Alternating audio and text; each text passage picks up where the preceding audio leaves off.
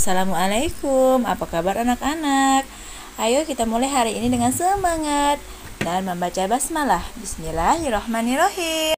Lalu kita lanjutkan dengan doa belajar. Robbi zidni ilma warzuqni fahma waj'alni minas sholihin. Hari ini kita akan belajar tentang pengelompokan materi dan pengelompokan campuran di lingkungan sekitar kita.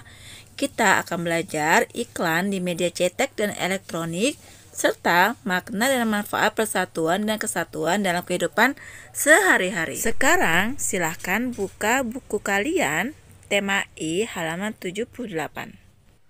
Penggolongan materi benda di lingkungan sekitar.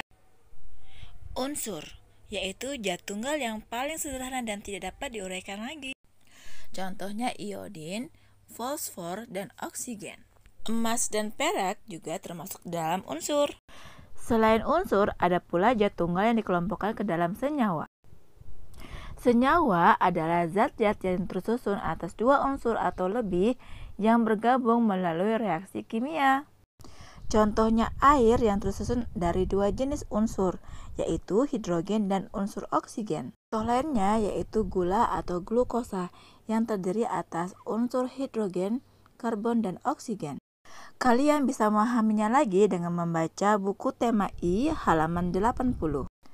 Nah, setelah kalian mempelajari tentang perbedaan unsur dan senyawa, coba kalian lihat benda-benda di sekitar kalian.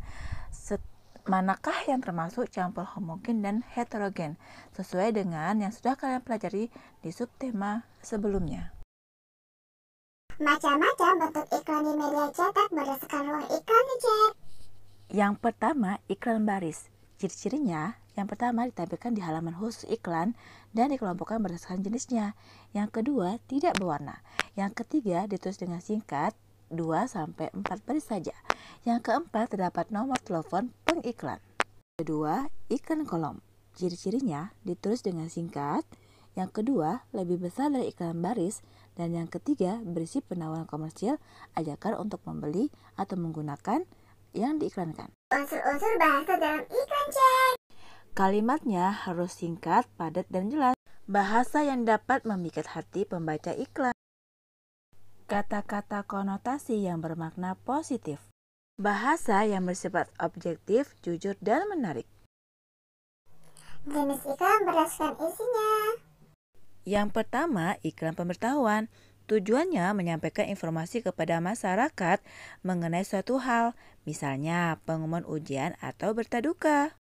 Yang kedua, iklan penawaran niaga. Tujuannya menawarkan produk atau jasa kepada masyarakat luas agar mau menggunakan atau membelinya. Contohnya iklan penawaran rumah yang dijual atau iklan kegiatan.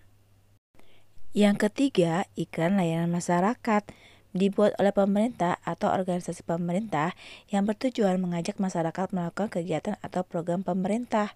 Contohnya, mengikuti vaksin. Unsur-unsur iklan media elektronik. Unsur dalam iklan televisi yaitu kata-kata yang terdengar untuk menyampaikan maksud iklan, unsur warna yang terdapat dalam komposisi iklan di televisi. Yang ketiga, unsur audio, misalnya iringan musik atau efek suara lainnya. Yang keempat, unsur gambar meliputi objek dan model. Yang kelima, unsur kata-kata atau tulisan yang terlihat pada tayangan iklan. Dan yang keenam, unsur gerakan pada tayangan iklan. Pada iklan radio terdapat unsur suara yang meliputi informasi produk atau jasa, dialog, musik atau lagu latar, dan efek suara.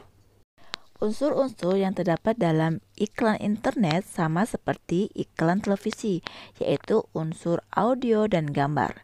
Selain itu, iklan internet memiliki ciri-ciri, yaitu 1. Menarik, tepat, mudah dimengerti dan diingat. Yang kedua, memiliki sugesti bagi pemirsa. Yang ketiga, menunjukkan informasi yang dipentingkan. Dan yang keempat, memiliki slogan. Kemerdekaan Indonesia dicapai melalui perjuangan oleh para pejuang. Sebagai generasi penerus, kita harus melanjutkan perjuangan mereka. Apabila kita tidak mengutamakan semangat persatuan dan kesatuan, akan menimbulkan beberapa hal berikut di lingkungan keluarga, sekolah, masyarakat, dan negara, seperti yang bisa kalian baca di halaman 90. Persatuan dan kesatuan adalah syarat mutlak untuk mewujudkan Indonesia sebagai negara yang kuat. Berikut bisa kalian baca di halaman 95, usaha pemimpin bangsa menerapkan persatuan dan kesatuan dalam kehidupan berbangsa, serta contoh perilaku yang tidak menjunjung persatuan dan kesatuan. Persatuan dan kesatuan dapat diwujudkan dalam berbagai hal. Salah satunya adalah menerapkan hidup rukun di lingkungan sekitar. Berikut adalah ciri-ciri hidup rukun, manfaat hidup rukun, dan apabila kita tidak menerapkan hidup rukun, seperti yang bisa kalian baca di halaman 107. Nah, anak-anak Bunda, alhamdulillah hari ini kita sudah mempelajari tentang perbedaan unsur dan senyawa. Kita juga sudah belajar tentang macam-macam unsur, ciri-ciri pada iklan media cetak dan elektronik, serta manfaat dari persatuan dan kesatuan.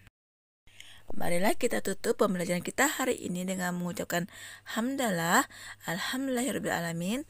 Tetap jaga kesehatan. Jangan lupa sholat 5 waktu dan tilawah, membantu orang tua, dan tetap semangat. Wassalamualaikum warahmatullahi wabarakatuh. Have a nice day.